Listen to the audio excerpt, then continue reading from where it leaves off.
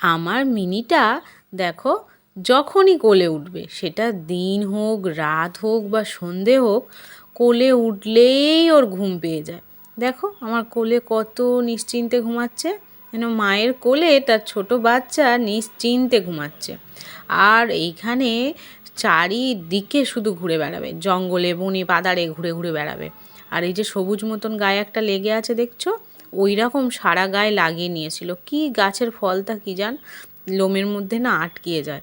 আমি একটা একটা করে টেনে ছাড়িয়েছি সবটা, কোনোভাবে ওই একটা রয়ে গেছে। যাই হোক, দেখো কত নিশ্চিন্তের ঘুম। আর সবথেকে মজার বিষয় হচ্ছে, ওর ঠ্যাংগুলোকে এমনভাবে রেখে শোয় যে আমার হাসতে হাসতে পেট ব্যথা হয়ে যায়। দেখো পিছনের পাটা দিয়েছে ঘাড়ের উপর তুলে, আর হাতের সামনের হাতটা দিয়েছে একদম সেই পায়ের কাছে। দেখেছো অবস্থাটা? যাই হোক, ওকে নিয়ে বসে থাকলে তো হবে না, ওকে শুইয়ে রেখে রাতের জন্য রুটি করতে চলে গেলাম। আমি কিন্তু রুটি এইভাবেই করি। অনেকে দেখেছি কি সুন্দর জাল দিয়ে রুটি শেখে। আমি ওইটা আর শিখতেই পারলাম না, তাই মাঝে মাঝে পুড়িয়েও ফেলি।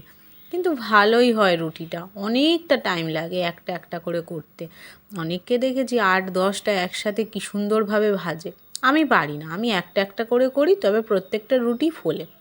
আর আমি বানিয়ে নিয়েছিলাম বোঁদে, সামান্য পরিমাণে জল, চিনি আর এলাচ দিয়ে ফুটিয়ে বোঁদেটা ঢেলে দিয়েছিলাম। রেডি। আজকের আমার রাতের খাবারে ছিল রুটি, আলু ভাজা আর দুপুরের করা একটা সবজির চচ্চড়ি, যেটা চিংড়ি দিয়ে, আর বোঁদে। মিনি বিড়ালকে দুধ দিয়ে রুটি চটকে দিয়ে দিয়েছি, ও দুধ আর রুটি খেয়ে শুয়ে পড়েছে। সন্ধেবেলাতেই দিয়ে দিয়েছিলাম, এটা আমাদের জন্য।